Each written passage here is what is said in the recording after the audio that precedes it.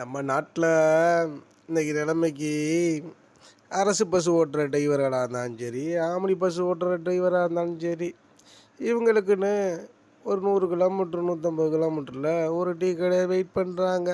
Tea கடை wait பண்ணுறாங்கன்னா இவங்க கொண்டு போய் பேசஞ்சரை அங்கே இறக்கணும். இறக்குனா இவங்களுக்கு டீ, வடை, சிகரெட்டு, சாப்பாடு எல்லாம் ஃப்ரீ. ஆனால் இவங்களுக்கு ஃப்ரீயாக கொடுத்துட்டு வர்ற பேசஞ்சர்கிட்ட அவங்க டபுள் மடங்கு காசு வச்சு விற்று அதை எடுத்துக்கிறாங்க. இதனால் என்ன ஷோக்கொண்ட டிரைவர்கள் பூரா அங்கங்கே அவனுக்கு தெரிஞ்ச டீ கடையில் நிப்பாட்டுறாங்க, சாப்பாடு கடையில் நிப்பாட்டுறாங்க. அங்கே தான் சாப்பிடணும்னு ஒரு கட்டாயம் மாதிரி ஆயிடுது. இறங்குறவன் தண்ணியாக வாங்குவேன், ஜீட்டாக வாங்குவேன், சாப்பாடு வாங்குவேன், உட்காந்து சாப்பிடவும் செய்வேன். இந்த மாதிரி காசை கொடுத்துருவாங்க. இவங்களுக்கு சாப்பாடும் கொடுத்துட்டு அடுத்து கொண்டுட்டு வரல வெயிட்டாக வாங்கினேன், ஆளை ஃபுல் பண்ணிவிட்டு வாங்கினேன்னு வாங்க. இப்படித்தான் இன்றைக்கி அரசு பஸ்ஸு டிரைவரும் சரி, ஆம்னி பஸ்ஸு டிரைவரும் சரி, மினி பஸ்ஸு டிரைவரும் சரி, இப்படித்தான் ஓட்டிக்கிட்டு இருக்காங்க. என்ன செய்ய?